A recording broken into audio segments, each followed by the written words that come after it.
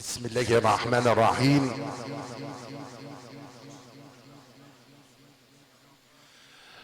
كل نفس ذائقة الموت وإنما توفون أجوركم يوم القيامة، فمن زحزح عن النار وأدخل الجنة فقد فاز، وما الحياة الدنيا إلا متاع الغرور. يا أيها النبي إنا أرسلناك شاهدا ومبشرا ونذيرا وداعيا إلى الله بإذنه وسراجا منيرا، وبشر المؤمنين بأن لهم من الله فضلا كبيرا، ولا تطع الكافرين والمنافقين ودع أذاهم وتوكل على الله وكفى بالله وكيلا.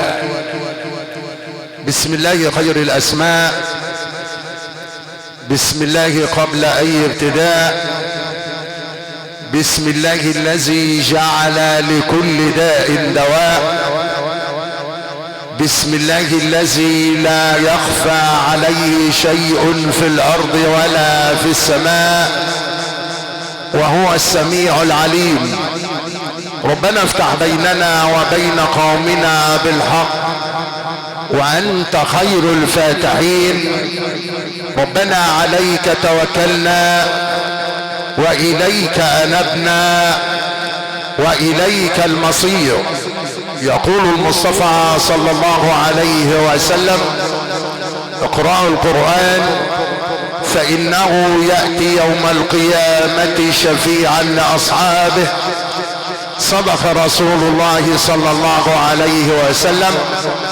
وتنا إخوة الإيمان والإسلام، هيا بنا إلى مأدبة القرآن الكريم الذي قال عنها حضرة النبي صلى الله عليه وسلم: تركت فيكم ما إن تمسكتم به لم تضلوا بعدي أبدا، كتاب الله وسنتي. صدق رسول الله صلى الله عليه وسلم. وننزل من القرآن ما هو شفاء ورحمة للمؤمنين ولا يزيد الظالمين إلا خسارة. هيا بنا لكي نشرح صدورنا ونزكي نفوسنا بمعجزة الهادي البشير ألا هو القرآن الكريم. نعيش سويا في رحاب هذه التلاوة القرآنية المباركة العطرة، وفي هذه الليلة القرآنية المباركة العطرة التي جئنا فيها مشاركة للأسرة الكريمة والعائلة الكريمة لفقيد شباب عائلات طه المنزلاوي بقرية حمادة، مرحوم الأستاذ حسن محمود طه المنزلاوي شقيق الأستاذ السيد محمود طه المنزلاوي، وابن شقيق الحاج رفعت طه المنزلاوي، وابن عم الحاج حاتم محمد طه المنزلاوي، والدكتور محمد شوقي حسن نصر، والأستاذ وليد محمد طه، وابن عمة الأستاذ محمد حسن طه حبيش. دعينا المولى عز وجل أن يتغمد الفقيد بواسع رحمته، وأن يلهم آله وزويه الصبر والسلوان يا رب العالمين.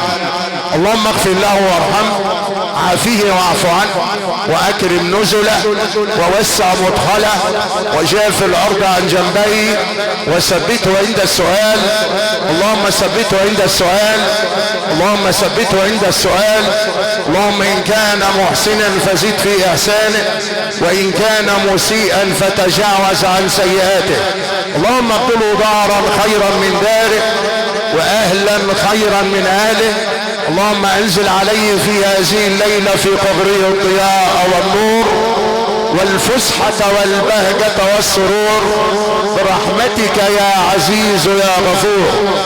ايضا الشكر موصول لصاحب هذه الدعوة الكريمة، عملة نادرة في اداء الواجب وعميد الواجب في كل مكان، من الاستاذ محمد عويس. اخوتنا اخوة الايمان والاسلام، وقد شرف المكان بعلم من اعلام دولة التلاوة، قارئ اتحاد الاذاعة والتلفزيون العربي، فخر قراء محافظة الدقهلية، سفير من سفراء القرآن الكريم في جميع الدول الاسلامية، نبت القرآن من بيت القرآن، وقارئ الشباب الاول، القارئ المؤدب الخلوق، فضيلة القارئ الشيخ مصطفى حمودة، قارئ اذاعات جمهورية مصر العربية والعالم الاسلامي كله، مقيم ببرك العز مركز ومدينة المنصورة بمحافظة الدقهلية. ندعو الله تبارك وتعالى لقارئنا بالتجلي والتوفيق، ولي ولحضراتكم بحسن الاستماع.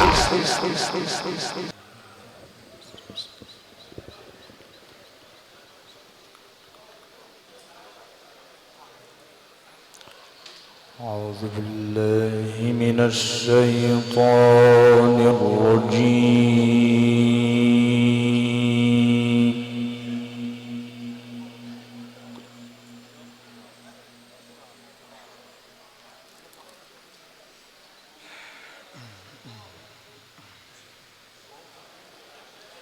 بسم الله الرحمن الرحيم.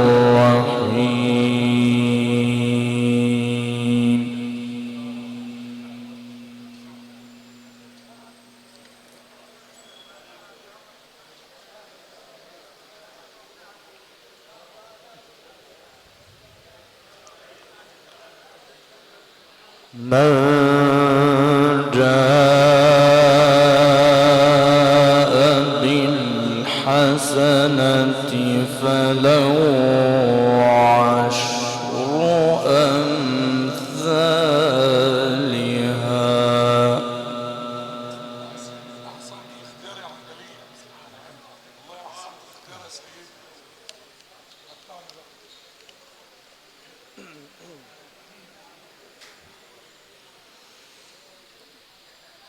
ومن جاء بالسيئة فلا يجزى إلا مثلها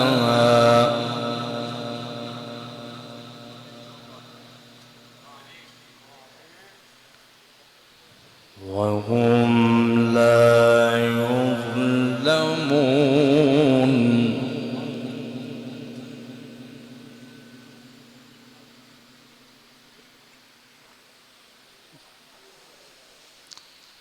قل إنني هداني ربي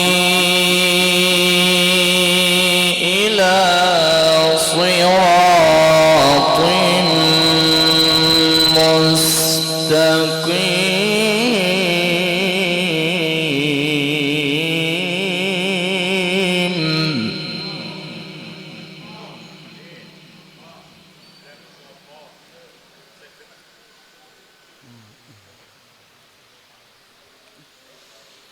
دينا قيما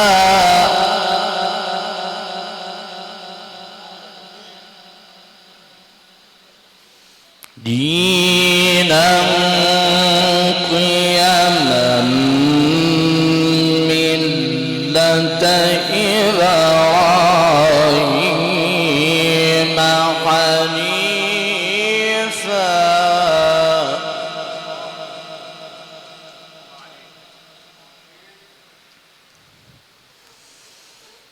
دينا قيما ملة إبراهيم حنيفا وما كان من المشركين.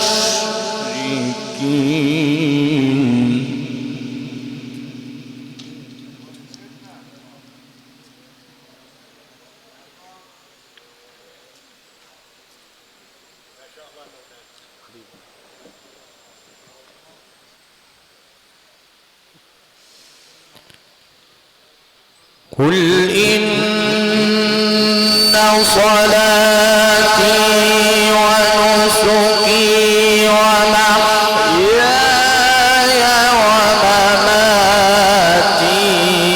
لله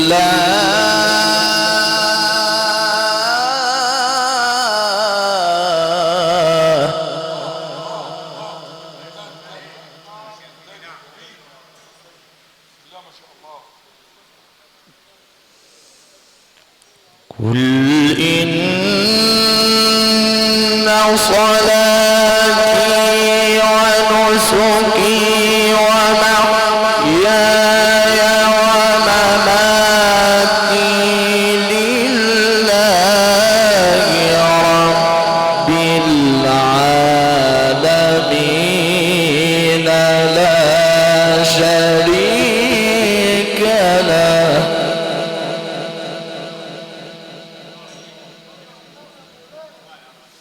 لا شريك له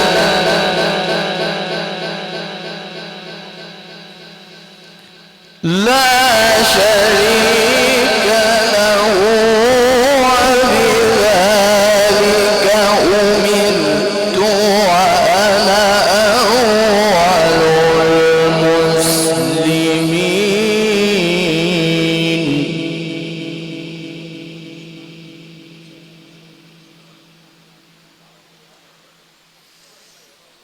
قل أغير الله أبغي ربا وهو رب كل شيء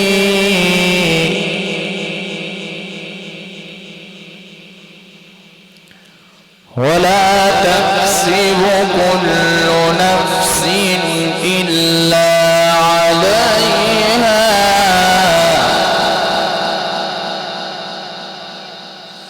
ولا تزر وازرة وزر أخرى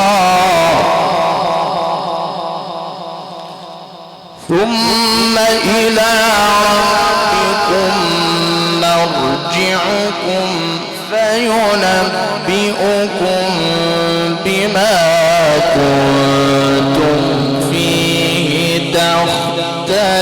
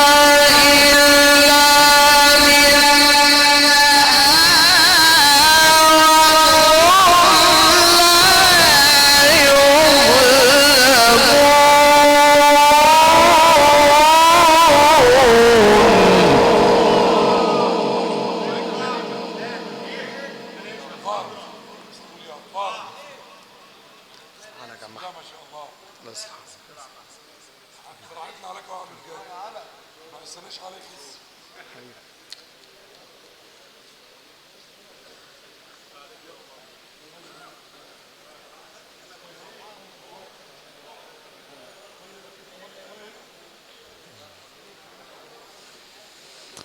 قل إنني هداني ربي إلى صراط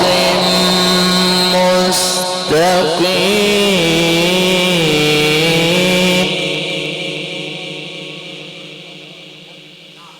دينا قيما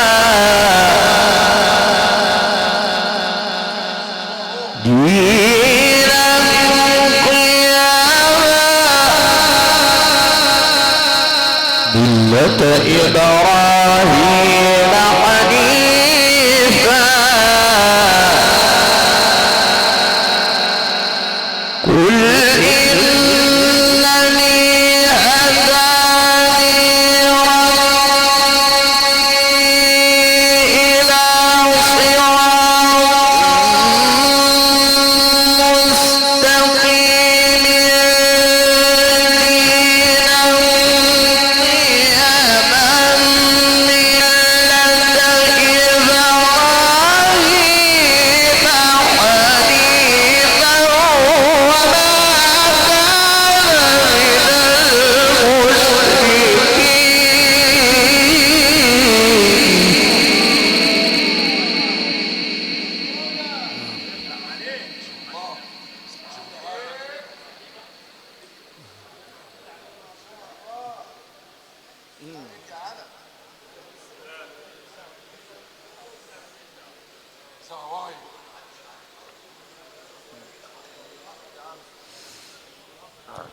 دينا قيما ملة إبراهيم حنيفا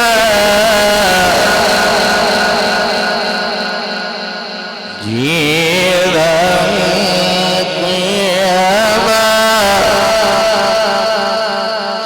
ملة إبراهيم حنيفا وما كان من المشركين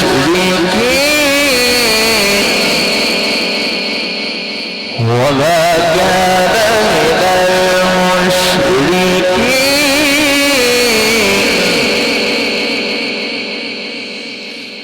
قل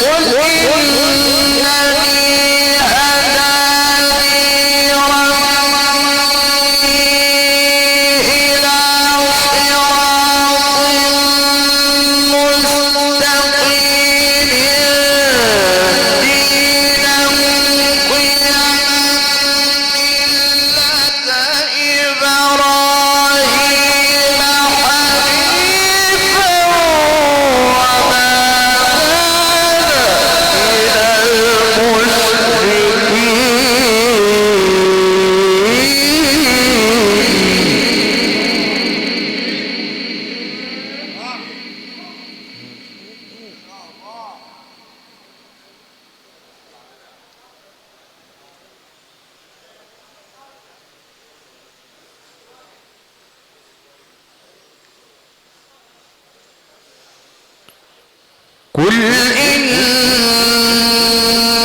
صلاتي ونسكي ومحياي ومماتي لله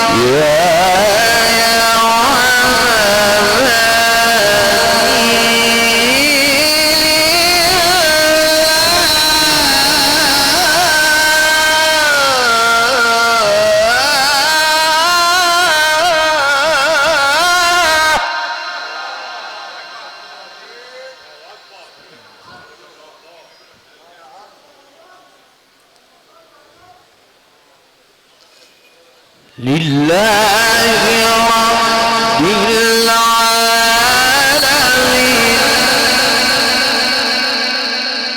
لا شريك له لا شريك له قل إن صلاتي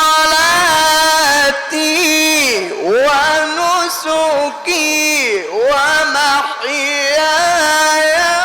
ومماتي لله رب العالمين لا شريك له. الحلاوه دي يا ابو حمود. بسم الله ما شاء الله.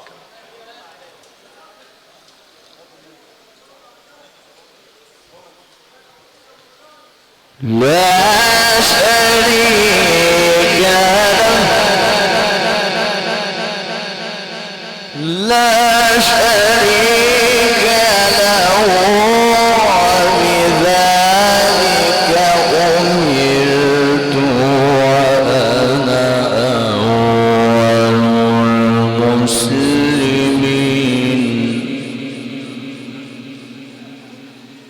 وبذلك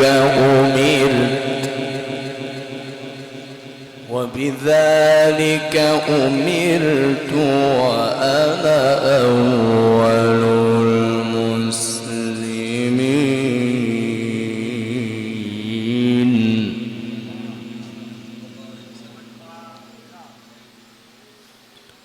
قل إنني هداني ربي إلى صراط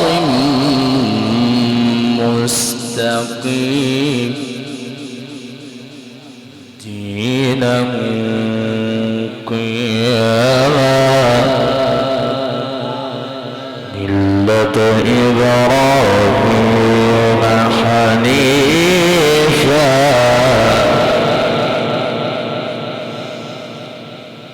قل إنني هداني ربي إلى صراط مستقيم دينا قيما ملة إبراهيم حنيفا.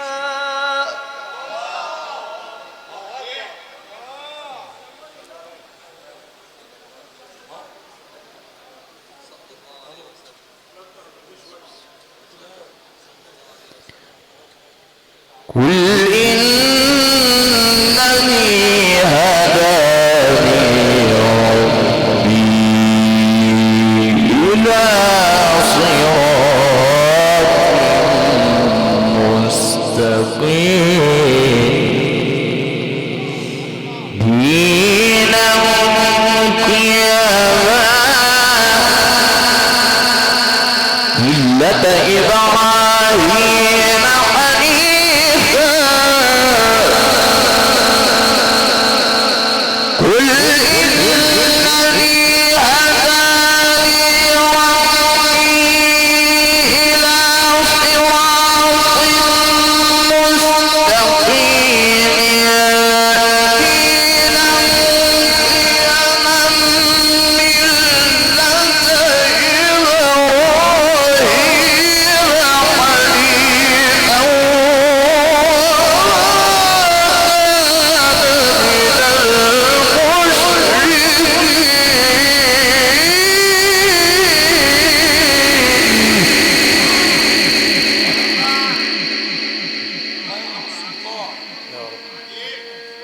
الله يرحمه يا عم. نجيبه تاني عشان خاطر السلطان الله يرحمه. معلش يا عم. يا عم.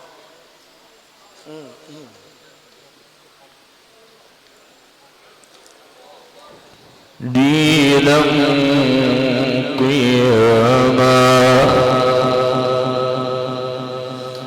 ملة إبراهيم حنيفا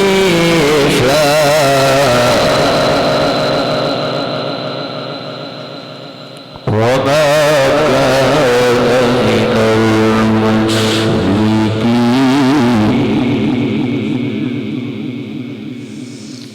قل إن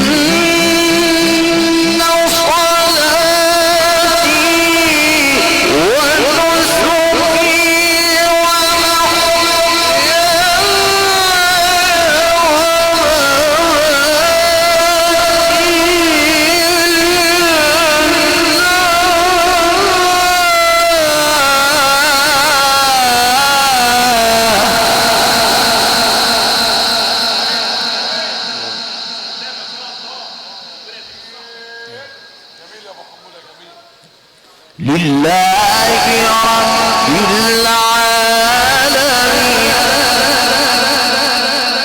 لا شريك له لا شريك له قل إن صلاتي ونسكي ومحياي ومماتي لله رب العالمين لا شريك له وبذلك أمرت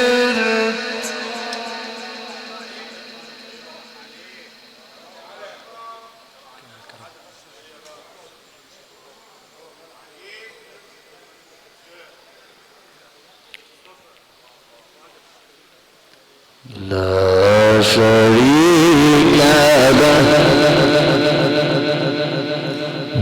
وبذلك أمرت وأنا أول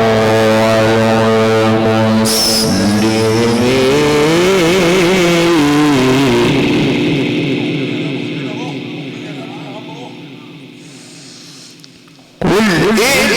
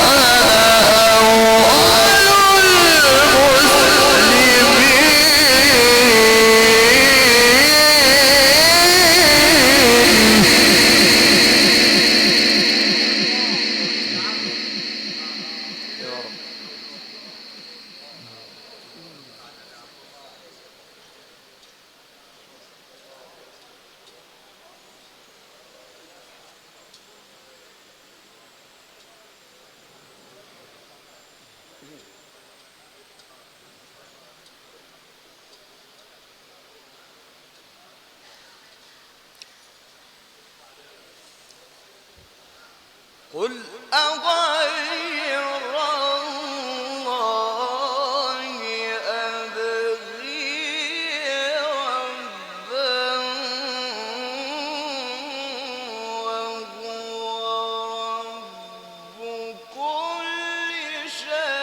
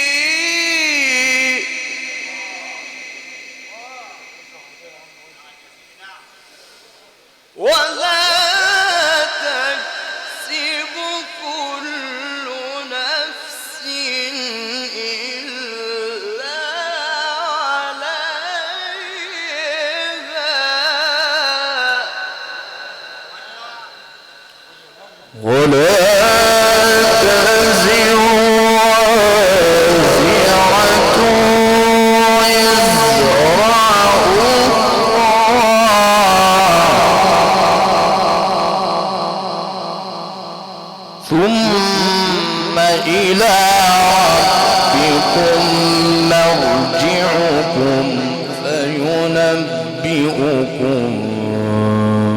بما كنتم فيه تختلفون.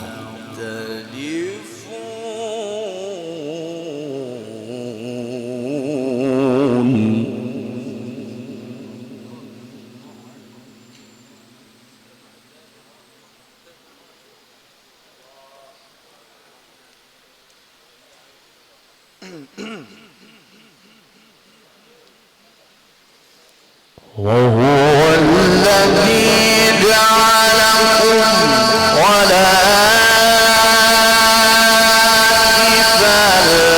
الأرض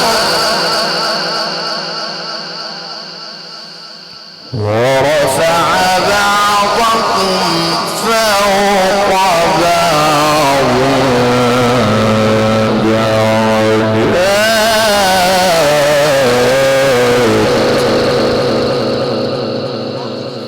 وهو الذي جعل خلائف الأرض ورفع بعضكم فوق بعض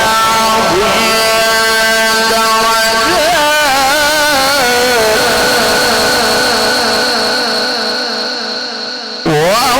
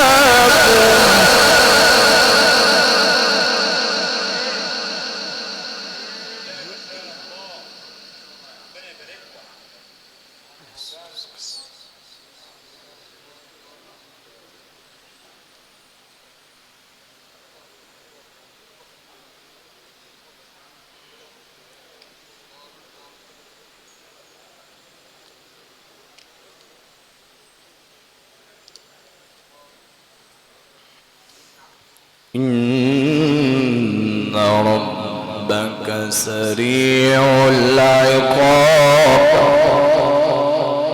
وإنه لغفور رحيم وهو الذي جعلكم خلائف الأرض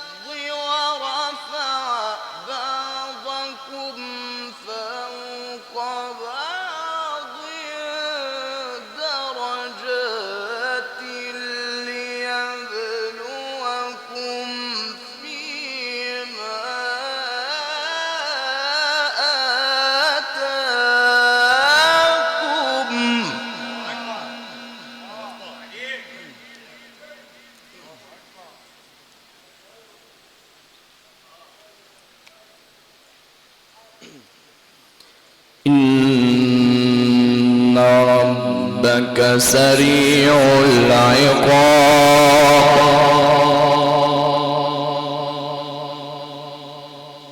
وإنه لغفور رحيم. بسم الله الرحمن الرحيم. ألف لام ميم صاد.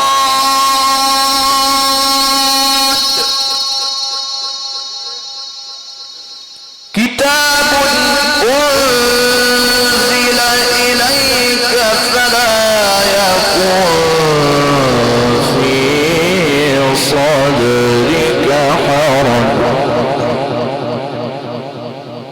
كتاب أنزل إليك فلا يكن في صدرك حرج.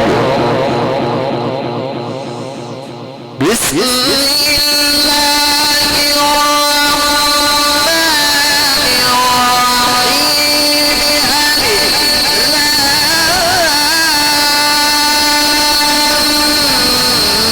ميم صاد.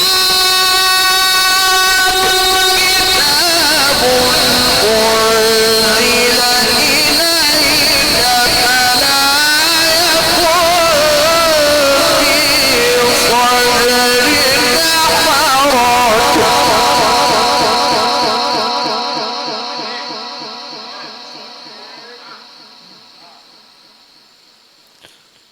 ولا يكن في صدرك حرج منه لتنذر به وذكرى للمؤمنين.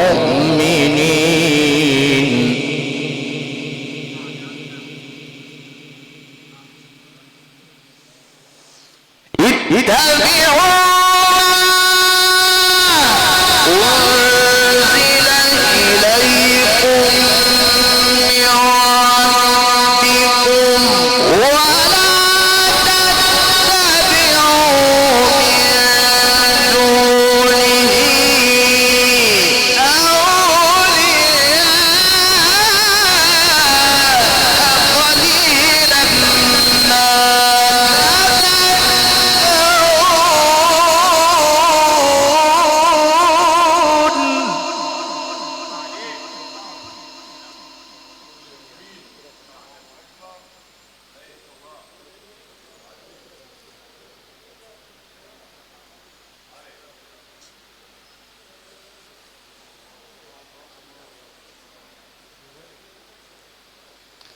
قليلا ما تذكرون.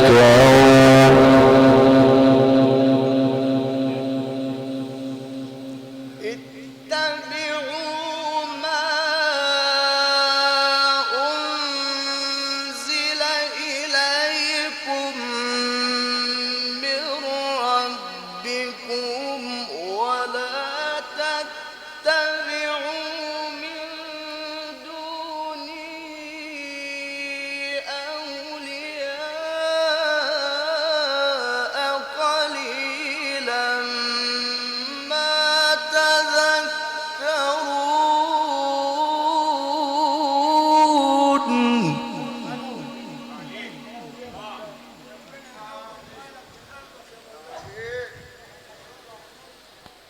وكم من قرية أهلكناها جاءها بأسنا بياتا أو هم قائلون.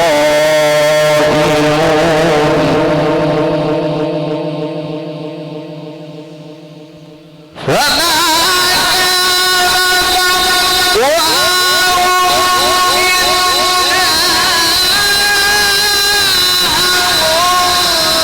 كان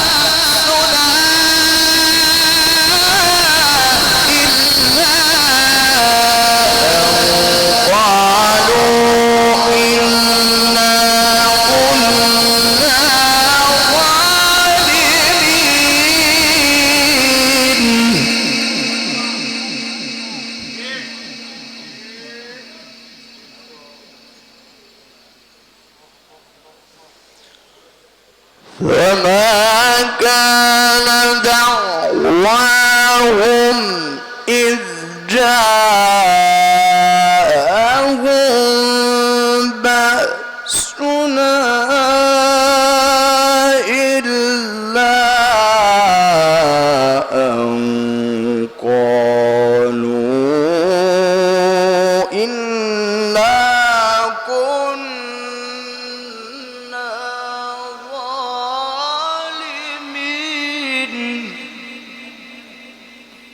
ولنسألن الذين أرسل إليهم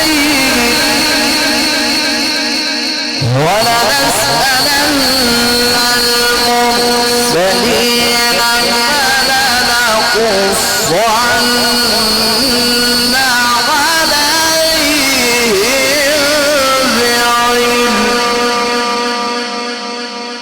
فلنقصن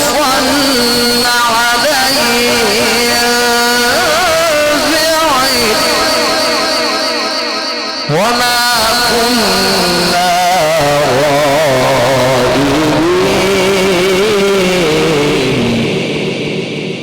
فلنسألن الذين أرسل إليهم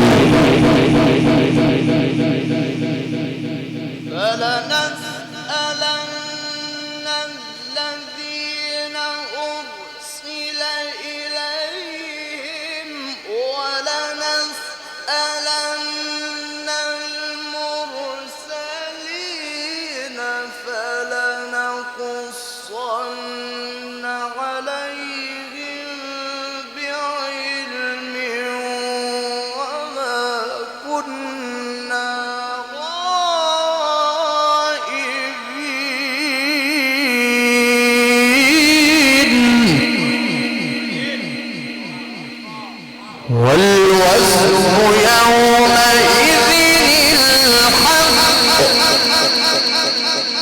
فمن ثقلت موازينه فأولئك هم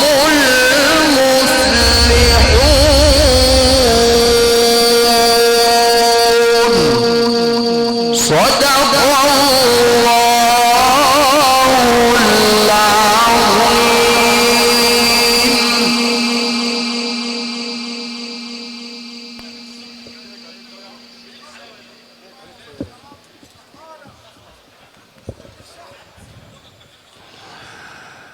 صدق الله العظيم وبلغ رسوله الكريم ونحن على ذلك من الشاهدين وننزل من القرآن ما هو شفاء ورحمة للمؤمنين ولا يزيد الظالمين إلا خسارة.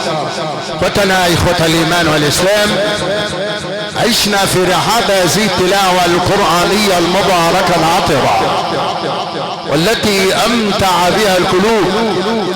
قارئ اتحاد الإذاعة والتلفزيون العربي، فخر قراء محافظة الدقهلية، سفير من سفراء القرآن الكريم في جميع الدول الإسلامية، نبت القرآن من بيت القرآن والملقب بعندليب قراء مصر، قارئ المؤدب الخلوق فضيلة القارئ الشيخ مصطفى حمودة، قارئ إذاعات جمهورية مصر العربية والعالم الإسلامي كله، مقيم ببرك العز مركز ومدينة المنصورة بمحافظة الدقهلية، نقلت على أقوى الإذاعات المحلية، متنقلة عبر أنحاء الجمهورية تحت إدارة عميد صوتيات مصر الأول، مصنف رقم 1 وعلم هذه المنطقة، مهندس مجاهد محمد فرج وأولاده،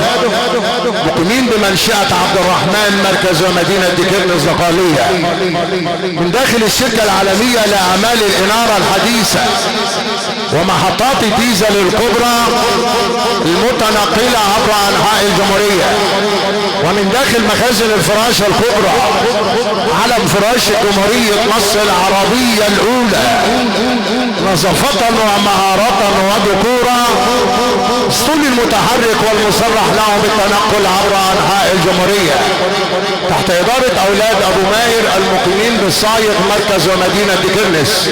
كل هذا وذاك تحت ادارة ابو فارس المهندس تامر ماهر. خدمات الفندقية المتميزة لاولاد المعداوي المقيمين بالفريحة مركز اولاد صقر بمحافظة الشرقية. تصوير التلفزيوني والبث المباشر، لاقي التصوير ومخرج الروائع متعلق دائما في كل مكان مهندس علاء نبيل حلمي المقيم ببني عبس مركز اولاد صقر بمحافظة الشرقية. قصة الفقيد الراحل فقيد شباب عائلات طه المنزلاوي يتوجهون بخالص الشكر والتقدير لكل من اتى يؤدي واجب العزاء. استاذ السيد محمود طه المنزلاوي والحاج رفعت طه المنزلاوي والحاج حاتم محمد طه المنزلاوي والدكتور محمد شوقي حسن نصر والاستاذ وليد محمد طه والاستاذ محمد حسن طه حبيش. ايضا الشكر موصول لصاحب هذه الدعوة الكريمة عميد الواجب في كل مكان استاذ محمد عويس. اخوتنا اخوة الايمان والاسلام، ان هذا كان لكم جزاء وكان سعيكم مشكورا.